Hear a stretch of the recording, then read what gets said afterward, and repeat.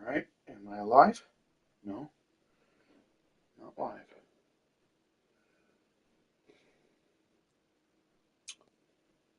Okay, just keep checking, keep refreshing till it says I'm live. Okay, alright, awesome. Live and audio is working. Alright. Hey everybody, AC here, and welcome back to another episode of FireWatch.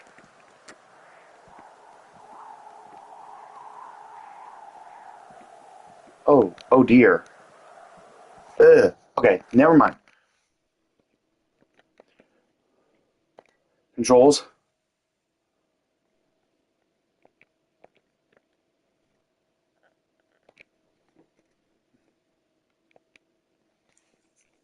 Dang it. I wish there was a way to jog with I wish there was a way to jog with R3, but move with the left analog stick.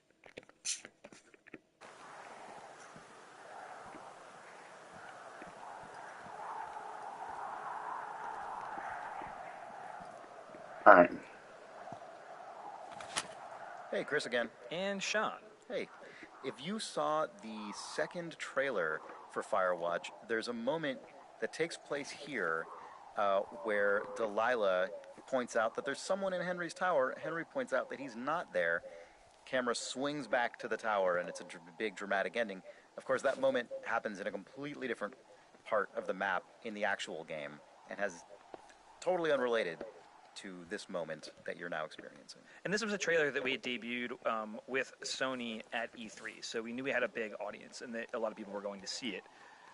It's really, really challenging. I mean, you all know, because everyone goes to movies, what it's like to watch a trailer for a movie that you're excited about and maybe have already decided to see and then be shown too much stuff. Yeah. And every once in a while, a movie either has like the ability to or sort of the chutzpah to just show you a scene that hit the cutting room floor or an alternate version of something that gets you feeling the way you should feel and excited for the movie as presented, but doesn't spoil it for you. And I think I'm really happy that we ended up doing that. I think it's good. Like, you're not lying. It's not like we showed you a mechanic that you can't do or anything like that. I think that we basically had to find a way to accurately convey the type of tension and mood of the game without spoiling it. And so we basically ended up just writing those trailers to fit. I think it worked. Yeah, I'm happy with them. Alright.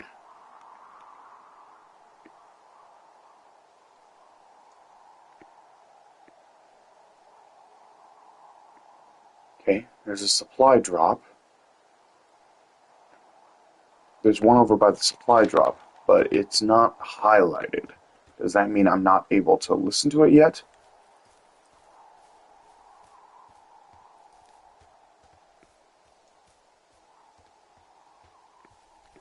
Yep, not able to listen to it yet. Okay.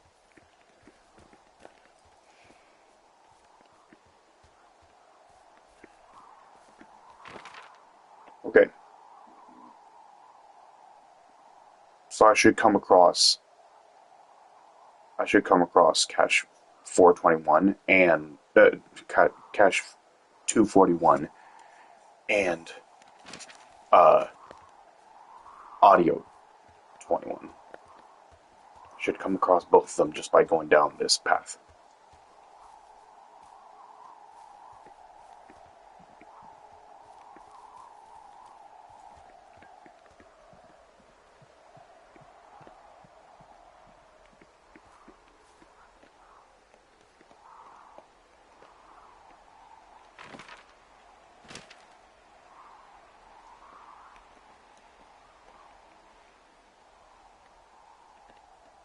Huh? Wait, what? Wait.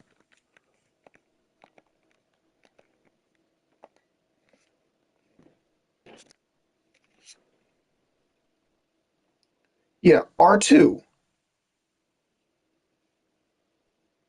L2, radio. Okay. There's an abandoned pack out here. And it's not one of the teens? No, it looks like it was lost a long time ago. Well, you could always pilfer it for supplies.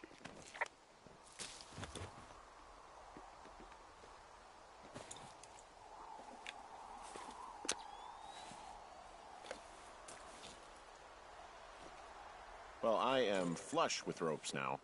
That pack was full of them, in decent condition, too. That's lucky. I mean, there's enough rope here that I could just leave them hooked up, I think. Oh, get this. This pack came with one of those cardboard single-use cameras. With pictures left? Yeah, he only used 3 or 4. Neato. Thank you, Brian Goodwin. Wait, who? The bag had the name Brian Goodwin sewn into the top. Huh. Wow. Do you know him? Yeah, I just haven't heard that name in a few years.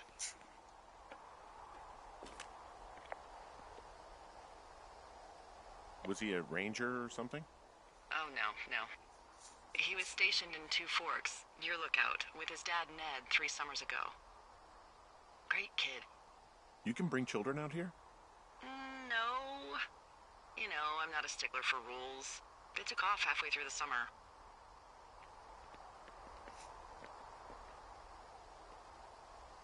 Is Ned that guy from the note I told you about? About the guy leaving his post?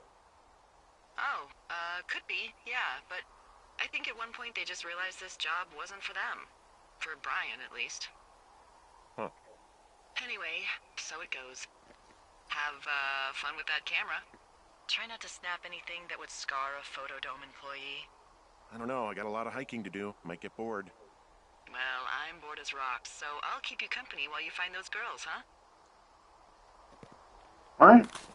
Hi, it's Ben. Oh, it's Jake. Hey, Ben. So let's talk about Henry's camera. Or I guess, more specifically, the Goodwin family camera. We liked the idea of Brian and his dad bringing one of those little cardboard cameras out with them.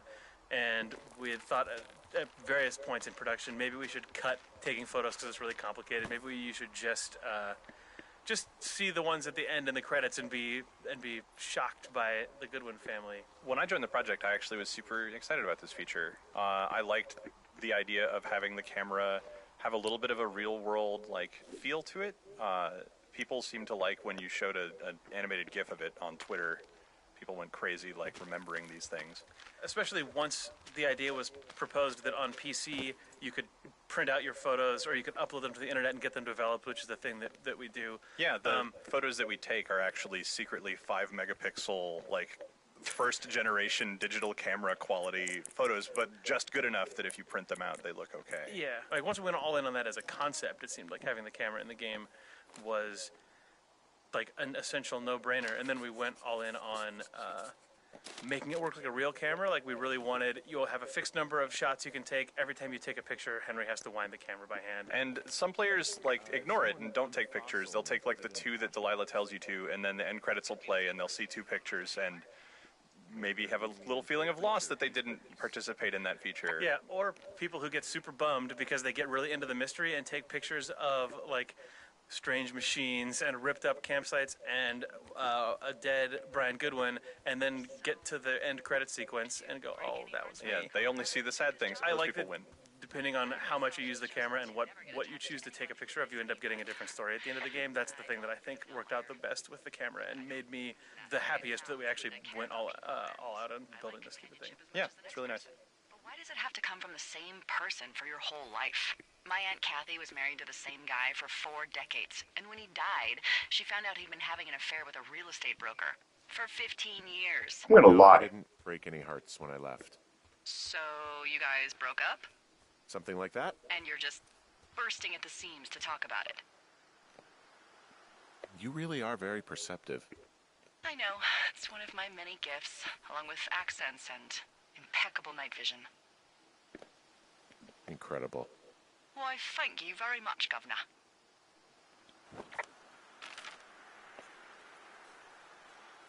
All right. Oh, looks like there's another one off to the side. So it looks...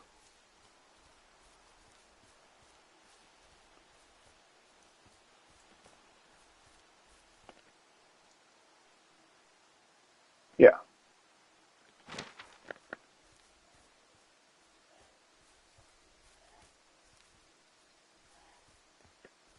Here we go. Hey, Chris here. And Patrick. Hey, Patrick. So at this point in the game, we're starting off on the search for the teens.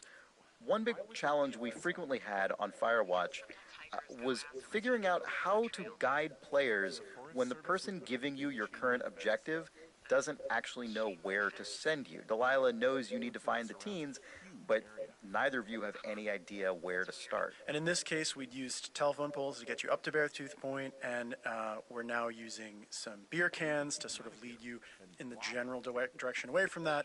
Of course, we rapidly saw that these teens were drinking a truly ludicrous number of beers in one walk. I think you and I both placed quite a few of these beer cans, probably you even more than I. Yep. It started to sort of strain credulity. Right, which is why I think we had to add that case at the end just to make it plausible that there are something like 30 cans out there. Right. Yeah. Probably the best tool we ended up coming up with for this, which was the smoke plume, right, was because we were getting increasingly uncomfortable with stretching fiction so far to the point of adding this many like Hansel and Gretel beer cans. That's right. And but even then, the smoke plume was not enough. Many players didn't notice it or weren't looking up, which we know is a common game design problem. And that's when we started adding dialogue where Henry could call into Delilah and basically say, "Where do you have any ideas? I'm lost. I still can't find them." Kind of mirroring what we saw in playtesting, where people did get lost and got frustrated. Right. Ultimately, when that fell down, eventually, if you have not noticed anything, you haven't asked Delilah about any of this stuff, she will just call you and say, "Hey, I see some smoke. Maybe that's where you should go." Right, and that pretty well sews it up. The sort of full court press of all of those things. I think most players eventually find their way to the teens. I mean, we figured it was okay for players to get lost a little bit. I mean, that is the point of this. You are supposed to be on an aimless search a little bit on this mission. But, you know, I think with all of the different tools we added in, most players eventually feel like they're actually on some kind of trail. I mean, I suggested an omniscient satellite AI that could contact you and tell you exactly where to go, but that was shot down. Yeah, it was a late cut. Yeah. Hi, I'm Will, and I was the gameplay and systems programmer on FireWatch. And I'm James, and I was the animator on FireWatch. And we're here to talk about climbing and mantling today. We had a bunch of stuff that essentially was more point-to-point interactive stuff, where you sort of like look to the rock you wanted to put your hand on and click on it, and you kind of do that. A lot of the platforming-y type stuff just got pared down because as you make the game, you realize what game you're making, and it's not really about being an athletic climbing person. It just kind of like made the game slower when you were trying to get to the next conversation. Mostly what the climbing stuff ended up being useful for in like game design terms was characterization. So some of the mantles do a decent job of getting across that Henry is kind of a lumbering, slightly heavier person, as we sort of like force you to watch Henry kind of slug over an edge rather than being a nimble, mirror's edgy person. We also use it a lot of times to break up sight lines so that you get a good vista as you come up over a mantle, like when you see the man with the flashlight for the first time, or kind of see the burned forest. In the cave, sometimes we use the camera animation on mantles to hide a sort of teleport to a different part of the cave, which was pretty useful actually, so that was quite good. The reason that it all got pared down is we didn't want you to ever fall off the cliff, didn't want you to back down them. Like, nobody ever wanted to climb back up those twice, so we just made them simpler and simpler and simpler until eventually getting to you just hit the button and climb all the way up. One of the earliest conversations I had with Jake, he just sort of casually mentioned, "Oh, and we're thinking that you can't die in this game," and which now seems like the most obvious design decision ever for Firewatch. But what? I'd only been making games before. This thing changes the time of day?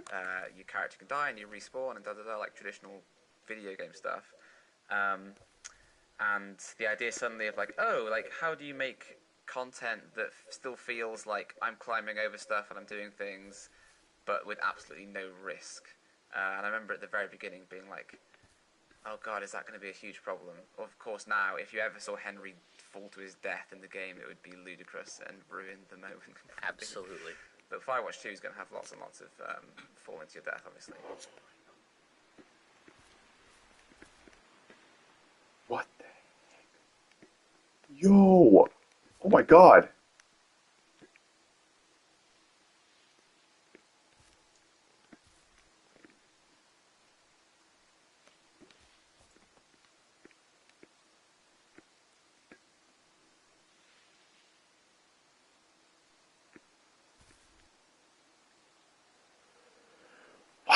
Holy crap, that's awesome.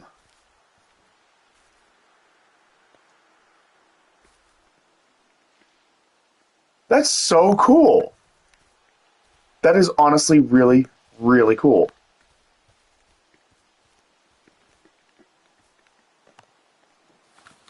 Oh, hey, this is Ben again, and I'm here with Paolo. Hello, I'm Paolo. I was the graphics programmer on FireWatch. So we're here to talk a little bit about the time of day system that the game uses and the skybox stuff. You're in an area where there's a weird device that you can use to step and mess around with those while we talk. As you can see around you right now, you can walk on the different parts there and you'll see the weather changing. So immediately when we started working on Firewatch, there were a couple of important points. We had to have a dynamic time of day. So at any point, people could trigger changing the sky, changing the fog, changing each individual component independently. At the same time, this has all sorts of technical implications, but the most important are, okay, how do we represent all this information?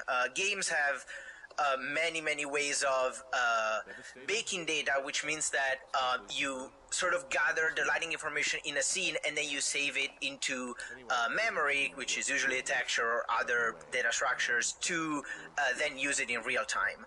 Now, the problem with that was that we had a lot of different permutations and we wanted them to change in real time. And also, we didn't know ahead of time how many we were going to have. So we tried to go with a fully dynamic solution.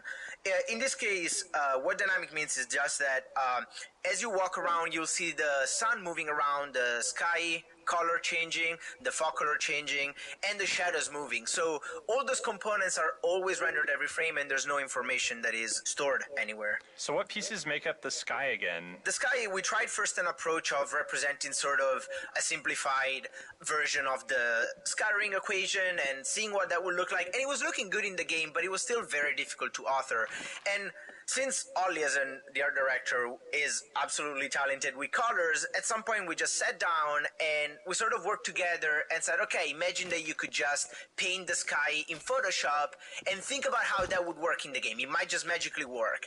And by doing that, we basically dissected his process of assembling just the painted sky in Photoshop, and we created a shader, which are basically programs that run on the GPU to render things, that suited his exact style. So really, the sky is just a series of gradients that blend into each other with a couple of controls to change curves and attenuations between them. So as you walk around, you'll be able to see how both the sky changes and then the fog adapts to the same color and the sun moves in the right direction.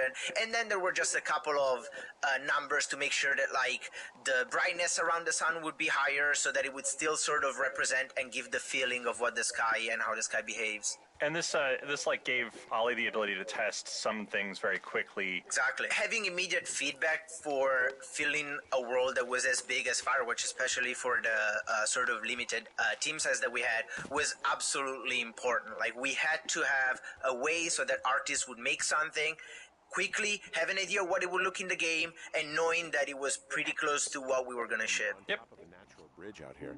Really? Is it a complete arch? No, I guess the bridge is out here. Still, I think I could jump this gap to get across the canyon. Wow, you're a regular Evel Knievel. Oh yeah, you should see the jumpsuit I'm wearing.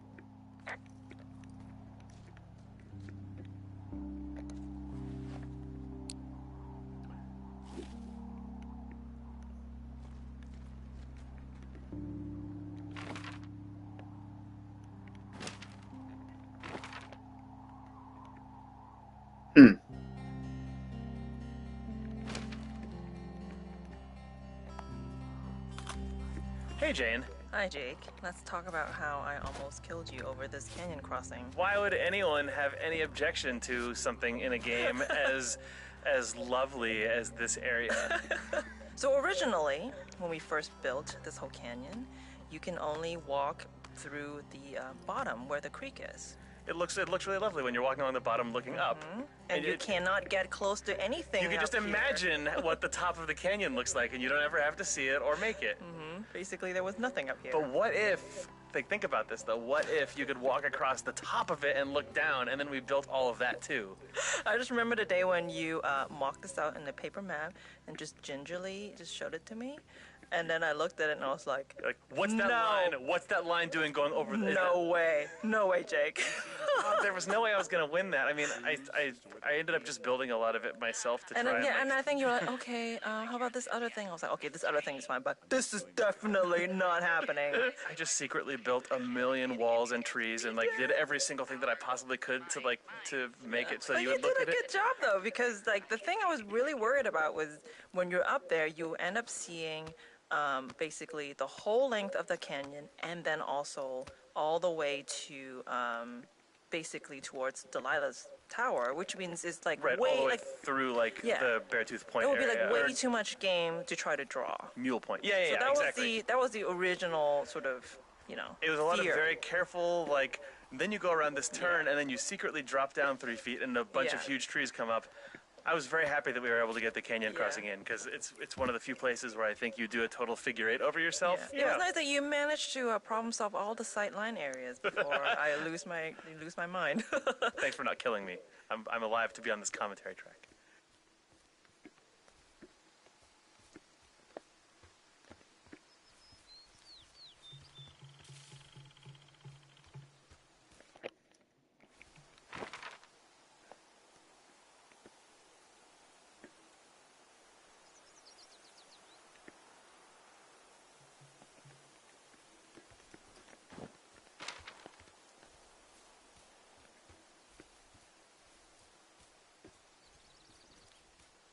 All right.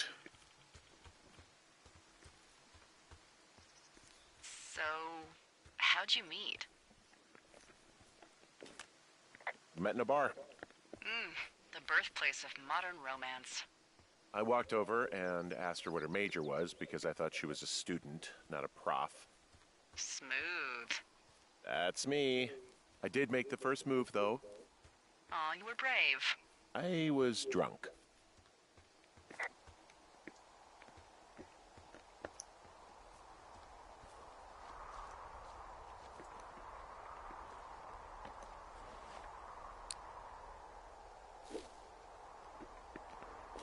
I'm gonna head down to the lake and have a look around. That's the last place I saw them.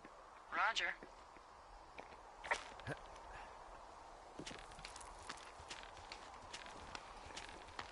All right.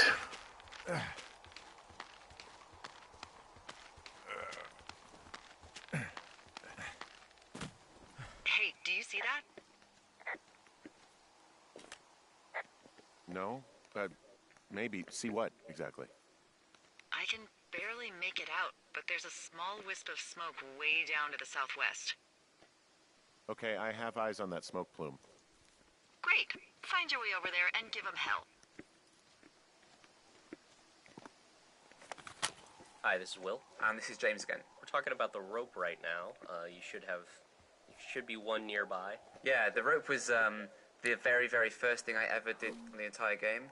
It kind of seeped into being quite an important part of the world layout. We sort of had this whole Metroidvania items thing, and the rope was very much our first, that's the rockets that let you get through the door in Metroid. It was such an early flag we planted in the ground for ourselves. So, yeah, there were lots of technical things, weren't there? All the rope climbs are different. All the rope slides are different. Minorly different, but different enough. So the rope had to be physically simulated. It couldn't be just a pre-canned animation. In order to get that to work, took a ton of time, lots of iterations.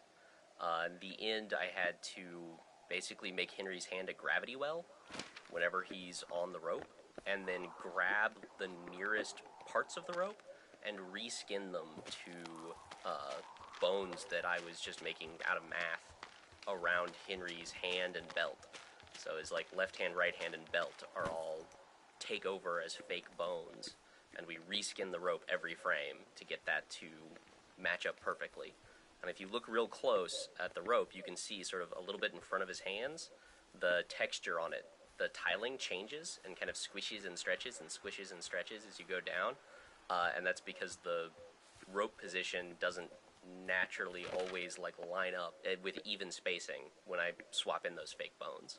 Yeah, the rope is one of the best examples if you were to zoom the camera out and look at what's going on, where I'm sort of animating by the seat of my pants, and just keeping his hands in the perfect position so that that transition between the physics rope and the skinning version of the rope, doesn't blend too strangely. And it's probably the set of animations in the game that has the most versions made. There's probably like 10 different versions of climbing down. There used to be things where your hands would swap in front of you, picking the rope from one to the other, and obviously that is unbelievably, ridiculously complicated once we had a physical rope. And Nice thing is you can get on it from anywhere and at any time, and it all works. So it was worth it in the end, but quite a bit of effort.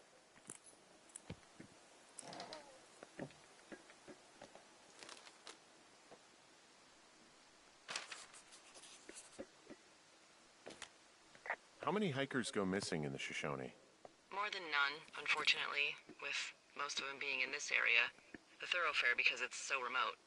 Why? I found an old flyer for a missing hiker. It just got me thinking, that's all. Like how you said one day you were talking to the Goodwins and then the next you weren't. Ned Goodwin didn't get mauled by a bear or stuck in a ravine. He was just a PTSD'd a-hole who dragged his son out to do a job and realized it was a bad idea.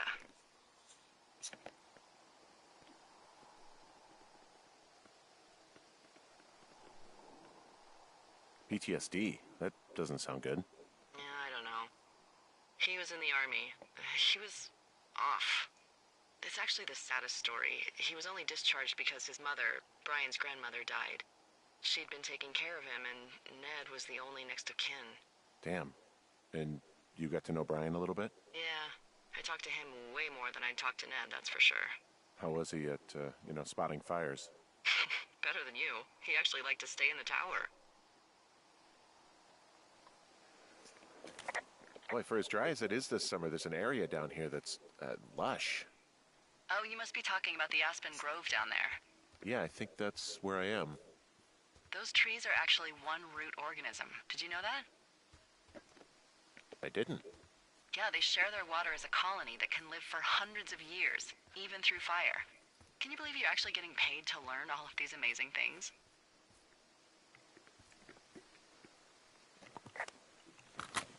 Hi, this is Ben again, and I'm here with Paolo. Hello. We're going to talk about stylistic fog and some of the other effects in the game. For the stylistic fog, we basically use the same approach that we use for the other rendering components and technologies of FireWatch, which was how do we get something that allows Ollie and Jane to really just be directive and paint colors and information like they want into a 3D world. So the only challenge that was there really was how do we translate sort of a 3D scene that has depth into it, into layers of colors, and immediately we came up with this technique of using a one-dimensional texture that is applied. You can imagine that the image, it's a sort of a rectangular image, goes from left to right. Imagine that left is the color that is closer to the player, and right is the color that is in the distance. So in that way, you are basically able to paint color in the depth of the world, and that really gave Jane and Ollie the control they needed to make the FireWatch colors as beautiful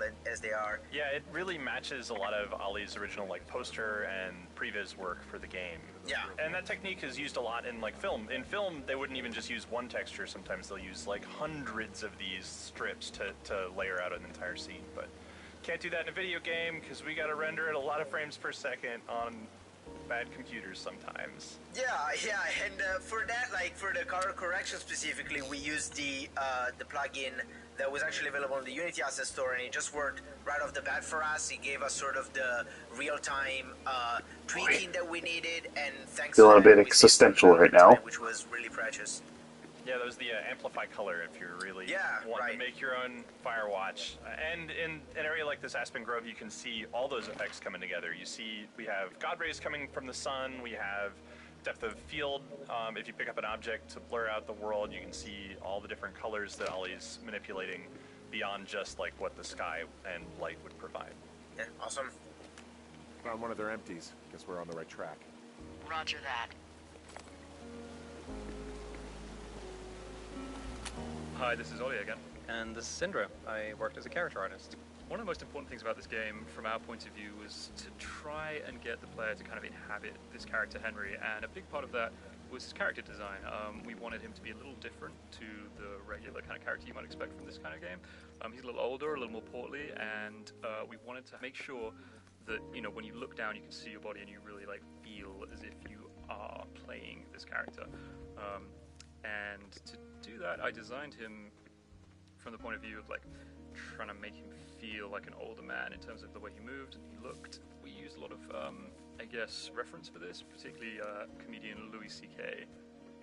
was one that we. Yeah, I had like a mood board that I made that's just essentially just like a collage of Louis C.K. and there was also a fair bit of like Wreck-It Ralph and like the Heavy from Team Fortress, sort of like these heavy, sort of slow moving characters. So actually, when I was modeling, I would actually put like a camera in Henry's head so I could look down at his body, which is like I think most of the design characters for third-person games and mobile and stuff like that, I was not used to, you know, designing anything from that perspective. The initial model I sent you guys was pretty much just a bunch of primitives mashed together, like really rough, sort of like, you know, early Dreamcast 3D kind of looking stuff, just to get like a feel for the, you know, just proportions and to give James something to rig so you could just get something moving and kind of get a preview of the motions, because, you know, you don't need like a fully formed, highly detailed 3D model to just do animation. So actually nailing that stuff early on was really important, I think. One of the biggest focuses was the hands, because those are the things that the player sees the most, and they're the most sort of expressive Henry. So we wanted to make sure that the shapes were really simple and bold and evocative in order to allow James, our animator, kind of give him the best material to work with and portray the character through those motions. Yeah, they're practically the main character. Okay. We're 32 minutes into this. Hey, it's Sean. And Chris. Hey, Sean. So we are at the teens' camp that has been destroyed, ransacked, rummaged, torn apart. Yeah. And I know you had some confusion over this, Chris. I did. I didn't realize I had confusion. So I was the person who did all the gameplay, wiring, logic, hookup stuff for this scene. And the entire time I was doing it, I, for some reason, was under the mistaken impression that it was a bear that destroyed this camp. I, for some reason, had convinced myself that, oh, Goodwin was sort of involved in framing Henry for teen stuff, but also, just separately and coincidentally, a bear just, like, blasted through here and tore up the tent. And I think I didn't realize until the game was almost done that that was not the case. And I think that's one of the challenges of making a game like this where we're telling a story that doesn't explicitly call out why everything is happening. I think, me personally, and I think you agree with me, Chris, because we talk about movies and stories a lot, I really find it obnoxious when a story goes out of its way to explain everything and handhold you through the plot of the story.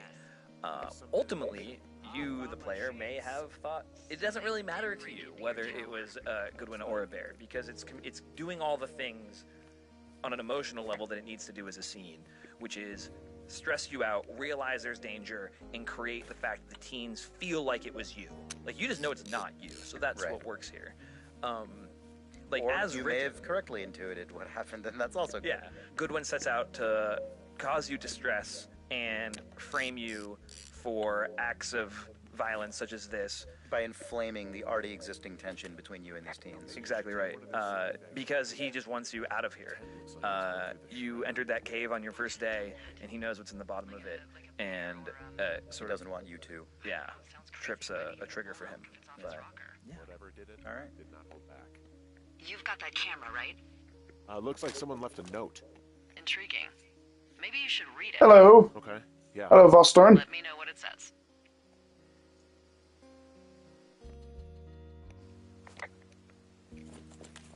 Oh, they're gone for sure. Well, what's it say? Threatening to call the police because they think I attacked them. Oh my god, well, did you? No, well, hey, I didn't do this. Okay, someone or something went to town here, but it wasn't me. Because I told you to scare them, not assault them. Yeah, I took their whiskey back at the lake, but that just felt like, I don't know, the cost of doing business. That's different, okay? And I don't blame you. This is, I don't know, weird as hell, but it wasn't me. It's okay. I believe you. Weird stuff happens in the woods. It could be other campers. They could be having a bad mushroom trip. We really don't know, but they're gone. There's no way to call the cops. They're not coming back, and we can get to work. I'd really like to start enjoying a quiet summer. Yeah, me too. Day 3.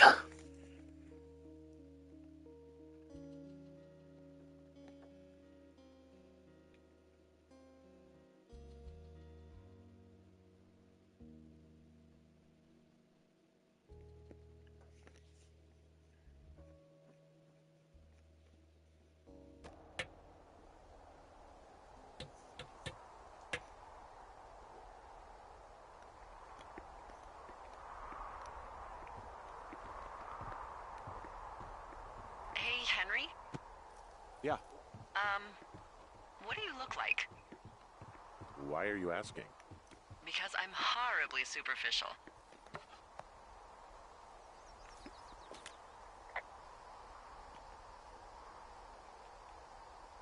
This isn't that hard. Well, I get confused for Burt Reynolds all the time. Oh, is that so? Women It's Ollie say again. Oh, it's Jake. I realized sort of halfway through development that the player has a kind of quite a sort of nebulous idea of what Henry looks like, and that would be a fun thing to play with by getting the player to describe themselves to Delilah, and then having those answers feed into a drawing that you would then find in Delilah's Tower at the end of the game. I think actually even one step back behind that, you had done a sketch really, really early on of the inside of Delilah's Tower that just had a drawing of Henry's face and said Henry and pointed at his tower, and I think that was the inspiration. Yeah, maybe Delilah. I thought that moment already was really cool. That you'd get to Delilah's Tower and see that she'd drawn what she thinks you look like and an arrow pointing at your lookout tower. But in that sketch, it was Henry's face, and we're like, how would? I think you said, this doesn't make any sense because she would not draw an on-model perfect Henry. Right. And then Sean took the Delilah draws Henry idea and ran with it and made it the conversation for day 3. Because I think day 3's initial design was, you nail up some boards. Nels and I had to actually build the end result from all the sketches you did of the different faces, shirts, and mustaches. Originally I was just going to draw individual drawings for each Yeah, person. it ended up being well over 1,000, maybe thousands and thousands of variants that would have had to be drawn. We needed to come up with a smart Yeah, solution. we had to do something smarter, so we broke it all down into pieces. And that piece of paper that you find in Delilah's Tower is actually, I think, being put together from pieces in real time for each player. There's no texture that has any one of those things. And it allowed us to do a somewhat sort of shonky Delilah drawing, which I think is quite funny and unexpected, given that. I love that Delilah is bad at drawing. It's a game. A game full of everyone who can draw, because you drew all of it. So it's good that Delilah just draws just draws bad drawing. Speak for yourself, mister. But I guess that's getting old. Well, some people might see distinguished. Okay, got it. Thank you, Henry. You get what you need? Absolutely. Oh, and that window's all patched up. So. Hey, this is Will. And this is James. What's next? We actually spent a lot of time trying to get the physicality of FireWatch nailed down, and one of the big parts of that was getting objects in your hand, feeling like you could pick things up and touch them. It turned out to be quite a bit of work, though, nothing that was reinventing the wheel. It was just a matter of getting very specific offsets and very specific grips for every single item in the game, nearly. We had tons of concepts, and we were looking at all sorts of games, and Far Cry 2 and things for where's the best example of grabbing something in the world and it isn't just floating in front of you in sort of Half-Life 2 style. We ended up just basically popping it into your hand over one frame, but making sure that happens at the exact moment that your hand's swiping over it, and it's worked surprisingly well. There were sorts of strange things as well, though, like these giant hands, and then you'd put a beer can in his hand and suddenly be like, oh right, yeah, it looks like a little miniature minibar, airplane kind of thing. And so there are all kinds of strange little things that cropped up, but actually having the objects in your hand and you could turn them around from any angle, it ended up making it worth doing all these super detailed props. Ollie would make the fireworks and do just really funny, cool designs that you could only actually see if you turned them around and looked at them really closely, and I think it paid off, basically. And those are just a couple of poses that we blend between. Those aren't even very complicated. The lookovers, right? Yeah, not at all really. There's basically one for books and there's one for everything else, and it's just pretty much 2 points, like fully to the left and fully to the right, with just like a sort of intelligent blend between those two things. So there were so many items in the game we couldn't have authored individual examples for them all. But even that ended up being incredibly hard to tune to get just right. Again, lots of iteration. Hi, this is Jane again, And Chris. and we are right by the outhouse. And this is also where we decided to put the generator that Henry has to use for power. To make it as annoying as possible for him when he's using the facilities. So normally I think the generator is not usually by the outhouse. Usually it's actually under the tower where it would be, more convenient. But we decided to put it there because it's usually more interesting for gameplay if you sort of cluster a few objects of interest together, so it's not just super spread out. It ended up being a real challenge for audio because most of the time when you're in the tower, you don't want to hear the generator because it would just get annoying and repetitive. But there were certain times, like when you first arrive at the tower and you flip the power switch on and the generator goes on, you want the player to hear the generator, so it needs to be much louder, but then you don't want them to like walk down the stairs and the generator's incredibly loud. So I had to do all this weird cheating basically to cheat the level of the generator audio volume depending on what the game needs it to be. Yeah. Also, funny story about the generator. So you found this like classic generator model. I think it's called a Generis, Generis, I think. Yeah, it's something like that. Basically, I based it off of this real generator, but to not infringe on anyone's brand name, I just changed it a little bit, and I was like, ha ha ha, funny. I would just call it generic. And then we actually heard from someone we know who works for the real generator company. He was telling us that when he saw that in the game, it cracked him up because at that actual company, when they're like frustrated at their own product, if something is like not doing its job, they actually call it generic generator. Jane managed to We nailed it. like completely nail the insider terminology for this classic generator. Okay, I think I am ready to tackle my long-term commitment of keeping this national forest safe from total destruction. I am glad to hear you've really thought this through. Of course. We've issued you a comfy chair to sit in and everything. You know, it's not really that comfy. I mean, it's wooden and there's no padding. I think I actually got a splinter in my thigh this morning. Aww. Well, regardless, take a seat. The forest depends on you. All right, day 9.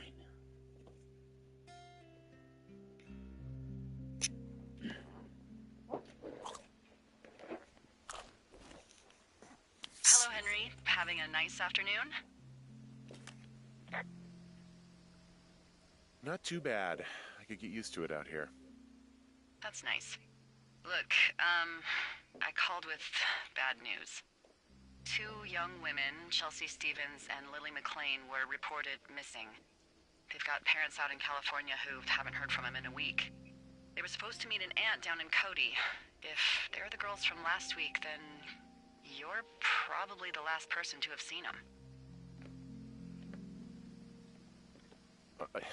You should tell whoever that I'm happy to be questioned. Look, it's not gonna be an issue. I mean, if they turn up dead, then maybe. Should I just not say anything and save us the trouble? No, definitely say something. I think it's worth mentioning something. Yeah. I'll keep it vague. I really don't want to talk to the cops. Me neither. All right, Henry, thanks. Enjoy the sunset.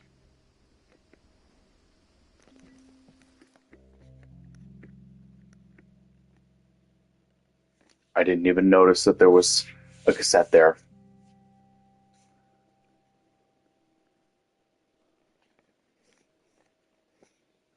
Whoops.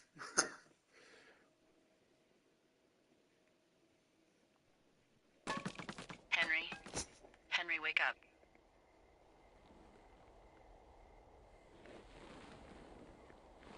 Get out of bed and pick up the radio. What do you want? Hey, you big dumb idiot.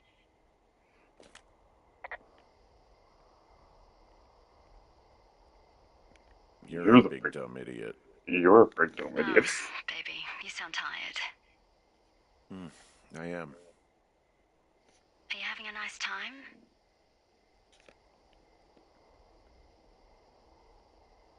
Yeah, it's good here. It's beautiful, you know. That's great, Henry. Really great. Well, I'll let you get back to sleep then. Okay, Jules. Delilah seems nice. Sure. Bye, baby. Oh, dang. Okay. I need to remember to start checking my surroundings for cassettes because I didn't think till the very end.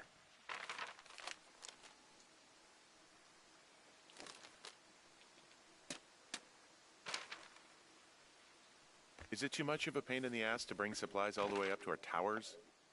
Well, I get my stuff hand-delivered. Oh, how's that work? It's the perks of a decade of service. You're out hiking in 90-degree heat, and I get to do crosswords. Isn't life miserably unfair? Anyway, when you find a supply drop, remember it's not just for you, okay? Other lookouts, biologists, a few people get their food there, and I don't want to have to... On day 2, you have a bunch of conversations with Delilah about Julia, or not. You can kind of choose to have those conversations in any which way you see fit, being really open about your life, or lying, or just sort of playing it soft. And all of that stuff now comes to a head here on day 33. And all of the choices you make, there's something like 30 lines of inquiry, but you can experience 4. I think there's like 33 maybe? You'll experience 4, and whatever is true in Delilah's mind, based on that, ends up sort of triggering this conversation here, where she wants to know either about Julia, a name she heard on day 15, or wants to tell you about her life and her experiences with a guy named Javier. And a lot of players will play this game and never even know who Javier is. It might be you. You might not know that that character exists because of the way you talk to Delilah on day 2. You learn more about Delilah if you tell her less about yourself, if I'm not mistaken. It's actually the polls. So if you tell her absolutely everything, or you tell her absolutely nothing, yeah, you learn a lot about her. The way we made these work on day 2 is kind of interesting. There's a lot of sort of state management going on. We're paying attention to a lot of stuff. One is just how long has it been since you've talked to Delilah? But then we also kind of need to know how long has it been since Delilah has talked to you about some heavy life stuff? Because if she keeps calling you back and being like, so, tell me about your life. So, wife, huh? Girlfriend? It's just going to feel, at best, annoying, and at worst, completely unbelievable. So we're also tracking that. And then we also don't want Delilah calling you, like, all the time. Like, we don't want her calling you when we know there's a good chance you're about to discover something big in the mystery. Like, you're about to climb to the top of the wire on day 2. And we don't want her to be like, so, girlfriend? That would be bad. So what we did is we actually paced the game out by putting these invisible sort of, like, cube triggers all over the world. And, I mean, I probably placed, I don't know, 30, 40 of them. And as you enter them, the game just sort of asks itself, how long has it been since Delilah's called you? How long has it been she talked about Delilah? And what is true? What does she know to be true about Julia? And it was a little hard to debug, but we built a pretty like clean looking. At least I tried to build a really clean looking state machine for it. But ultimately, I'm really happy with the way it played out, in that it feels like you're wandering through the world and the conversation unfolds naturally. But furthermore, it was really fun to actually build once I had it working, because I could pace the game by physically moving triggers around the world, whereas like, oh, that was too soon, like spread these apart, delete that one, put that one over here, put that one in this grove. And it was a really sort of satisfying way to tell this part of the story. From my point of view, it makes it so much more heartbreaking that he leaves her so far away. And I think, because I married an American and I had like a long distance relationship for maybe like 4 months before I came over, and that it's really stinking far away, you know? So to have really that far. separation, if it's Chicago, you kind of go, well, get on the plane for a couple of hours and then you can go and visit her. But a 14-hour journey and the emotional heartstring pull, like all of that, you can understand why he's so torn about what to do. And also for him to move to a completely different country and then have to deal with, you know, a sick wife and living in a space that he's unaware of, you know, so even though, of course, living in the forest is about as Right, it's like unfamiliar as you can get as well, but, you know, worst of two distance. evils. Yeah, it's like 14 hours That's to the right. trailhead from Australia, and then another 14 hours from the trailhead to the lookout tower. So it's like more That's than right. a day's journey away from this person. That's right. And then the only contact you have by phone, and, you know, and I think we discussed this in recording where, you know, when you have a phone conversation with someone, it's great now with Skype and FaceTime and everything because you can actually see their reaction, but there's so many little nuances to a conversation that you just have no idea. Is it because they're half asleep? Is it because they don't give a shit? Is it because... Oh, I'm sorry, can I swear? Oh, you can Is it- totally it's- swear. There's so many Okay, cool. fucks and shits Great. in this game, it's not even, you can't stand it. Fucking shit. Yeah, it's, you know, or is it because he doesn't give a shit about her anymore and she doesn't know and she's confused anyway? And yeah, so that kind of complexity for me made that little scene so much more beautiful and tearing at the heartstrings kind of thing. I've never actually used it. Rangers use it from time to time, but that's it. Help! Oh, God, it's an emergency! Oh, really? Yeah, I got eyes on a tornado. I gotta get out of here. A tornado in the heart of the Rockies? Yes! Holy moly, I need to call this in. Tom, Two Forks sees a tornado. He says he needs an evac into my sector. It's a meteorological impossibility. There haven't been tornadoes in the greater Yellowstone region in 100 million years. You're gonna need him to stay and take a detailed personal account, even if it means giving his life. Okay, I'll tell him. Sorry, Hank. No dice. Man.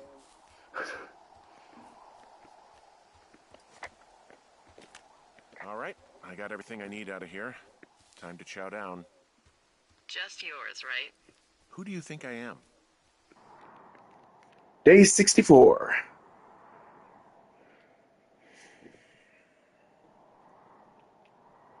We're 2/3 of the way through our time here.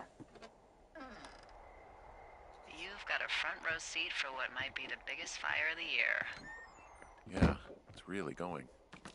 I'm gonna call it in. They'll send in a hotshot crew for some suppression. In this scene, Henry and Delilah get sort of the closest they get in the game in terms of their intimacy. Sissy, I think you've been drinking. What? That's pretty obvious. Rich / Henry, you're you, delightfully awkward in all of your painful ways. And something, I don't know if I told you guys this, but I had this notion that this was going to get really hot and heavy. Right now, the scene sort of ends very, like, in a suggestive manner, and I was going to write it to be much more explicit and to go into a place of just, like, raw, I guess you would call it nakedness, even though, like, it's audio, but just very, like, private and sexual. But I didn't because I was afraid. I love that you didn't. Yeah. I'm glad of that too. Number one, because awkward walkie-talkie sex is just awkward. But number two, because if the player isn't playing it as a flirty relationship, then it doesn't have to go there. And then this way kind of leaves it up to people's imaginations, which I think is more poignant than spelling it out. I think also we became so close as a trio over this that having to sit in on that after having to write it was going to be like a bridge too far for me. Yeah, I just wanted to say you guys did such a like amazing job with the very limited stuff I put on the page in the scene. This is probably my favorite scene in the game. You like set the mood, you lit the candle, you know. I'll just leave this here. Just light Put this the needle candle on the record. Yeah, a little moody blues and walk out. Poured the bourbon. Yeah. No, it was easy to feel all of that. Rich, I feel like I'm yapping the whole thing about, like, yapping on about it. How did you feel about it? Yeah, so good.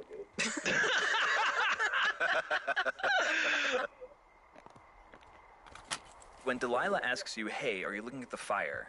Most players are just either looking at it or about to pull the trigger and say, or hit shift and scroll to, yeah, I'm looking at it. And she goes, great, and starts talking about the fire. But because we are game developers and we know what you're looking at, if you are just staring at Delilah's tower when she says, hey, are you looking at the fire?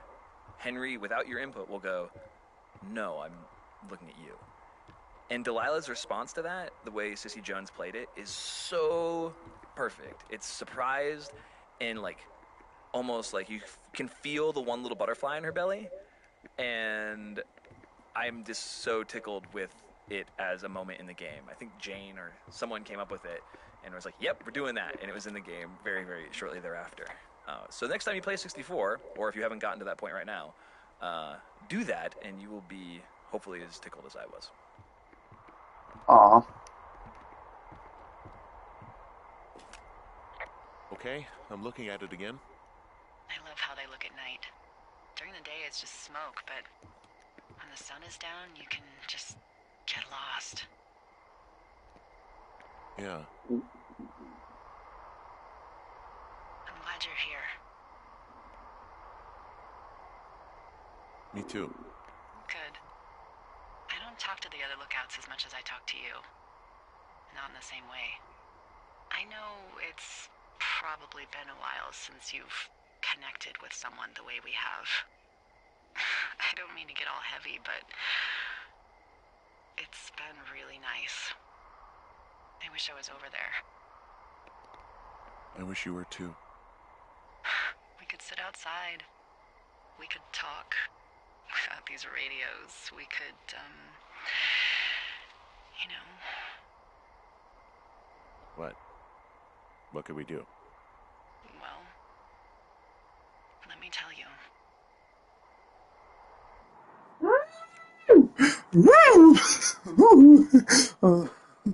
Nice. I like it. You're going fishing without a license? It's one fish, and I'm sick of all the stuff I got to eat. Well, I won't tell anyone you're a poacher. That reminds me, I keep hearing reports from Fish and Game about a problem bear they're trying to keep tabs on. Can you search around the lake for fresh tracks and just let me know what you find? There was a crew burning fire lines out to the east, and, you know, I think sometimes it riles up the wildlife.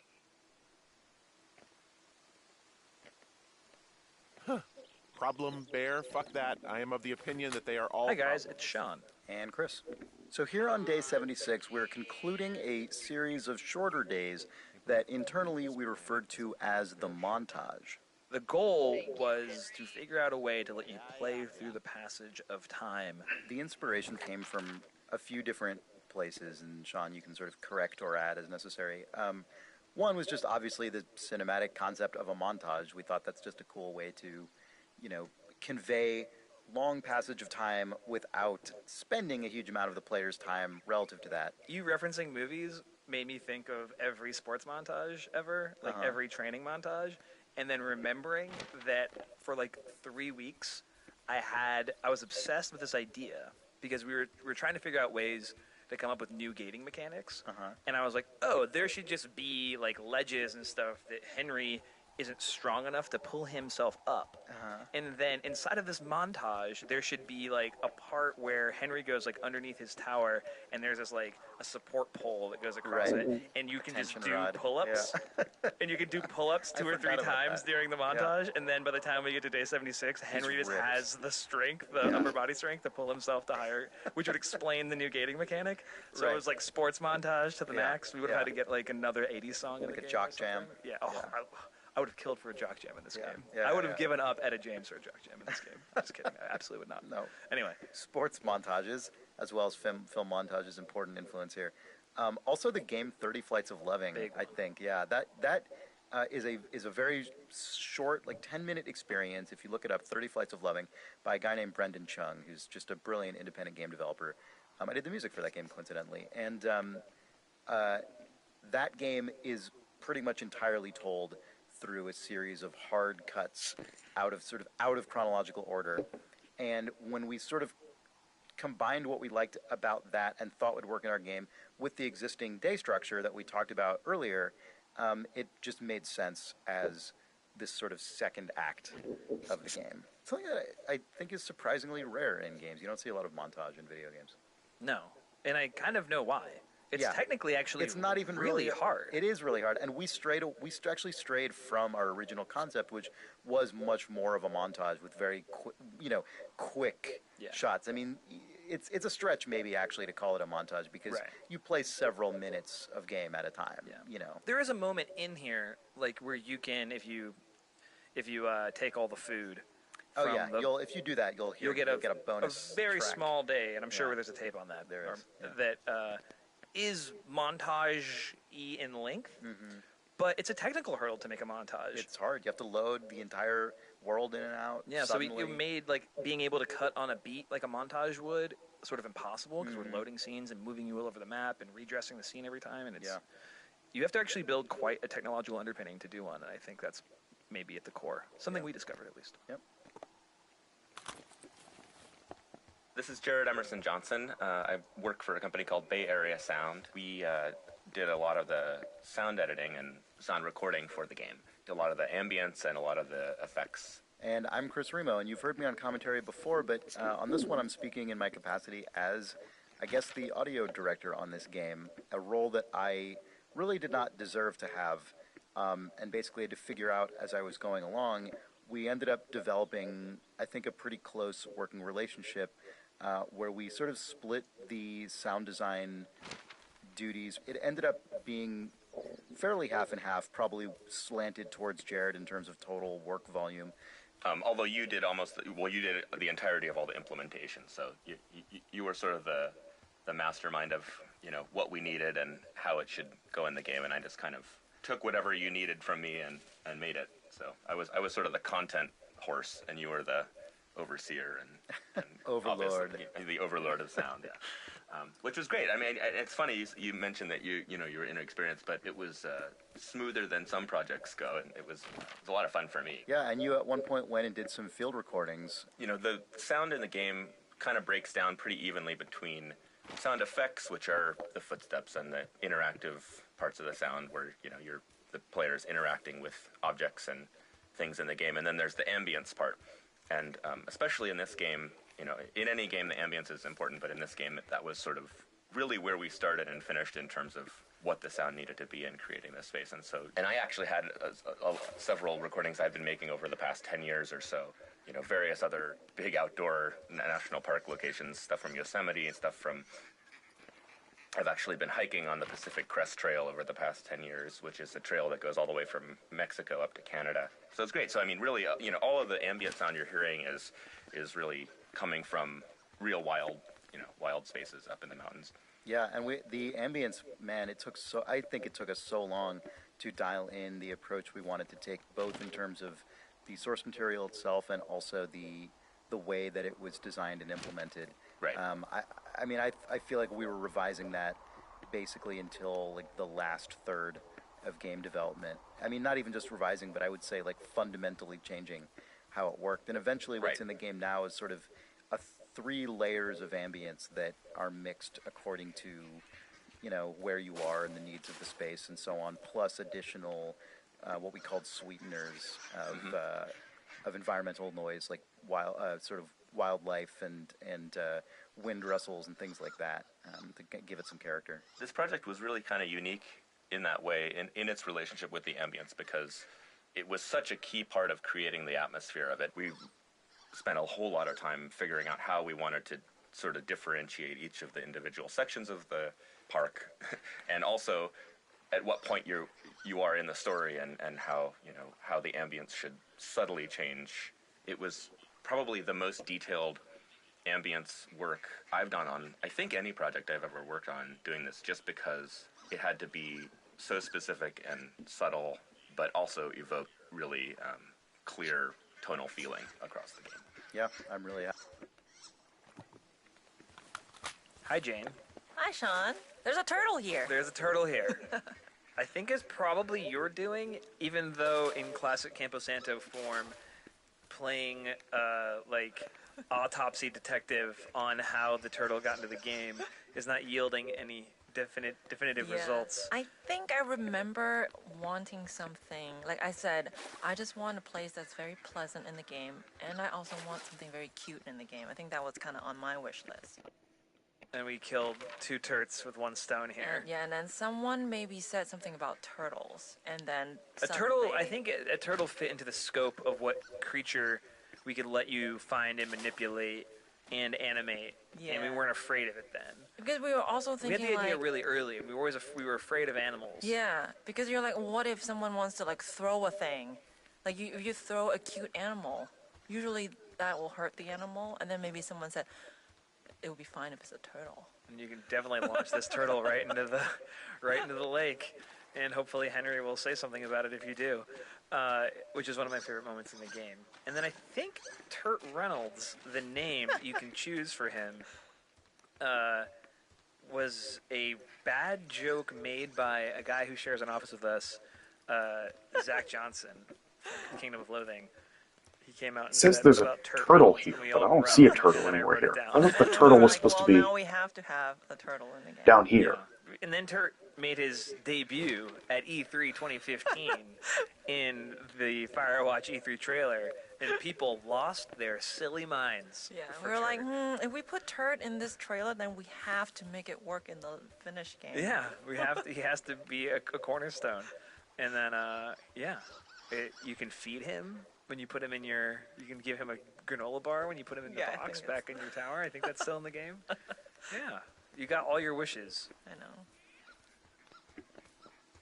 Huh. Weird.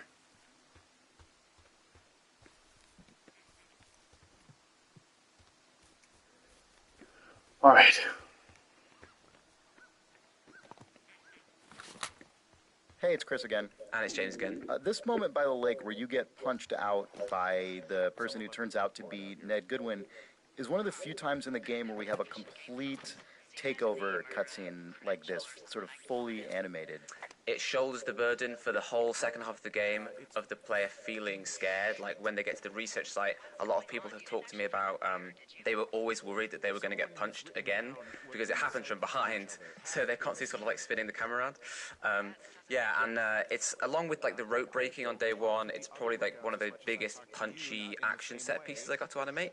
And it's also interesting that like most of the action happens off camera, so I'm sort of implying a bunch of stuff and then sort of handing it over to audio and being like, okay, you need to basically make most of this actually work. Yeah, scoring this was almost like scoring a tiny little radio drama because there are the sort of creeping footsteps behind you and they're panning slightly from right to left as they approach, and then there's the big like Indiana Jones style fist punch sound, which was really fun. That was definitely the most outrageous sound I got to put in this game.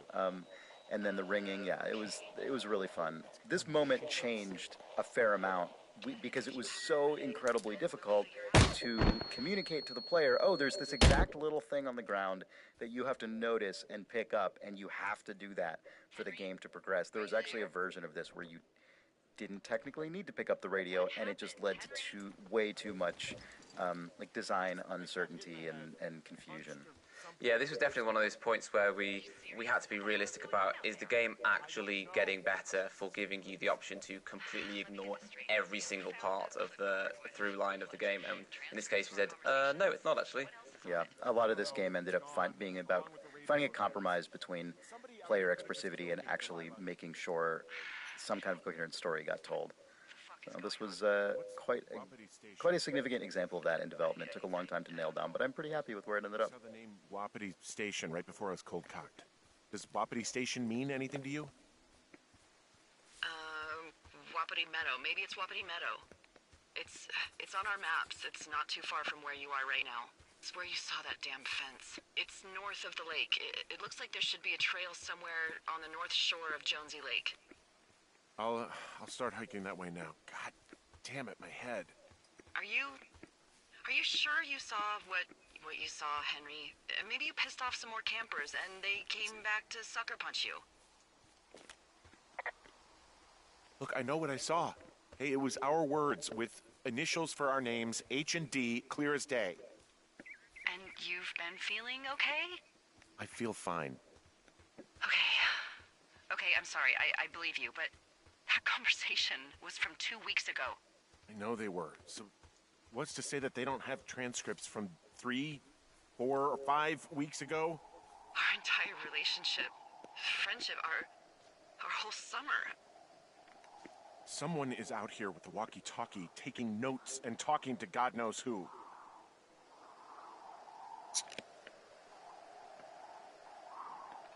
I'll hike out there and get some answers. Great. Just keep a clear head. Don't, do anything crazy. Like taking a job in the middle of nowhere with literally no escape from whatever or whoever is out there? Well, I meant, kill anybody. You got it, boss.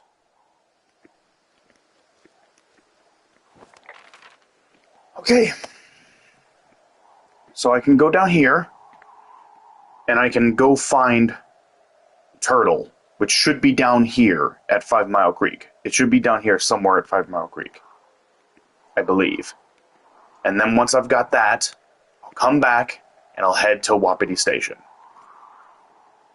I'll make my way to Wapiti Station after that. But we're going to do that in the next episode. So that's going to do it for this episode. Thank you all so much for watching. Hope you all enjoyed. Like, comment, subscribe, hit that notification bell, all that good jazz. And I'll see you all in the next video. Take care, everyone.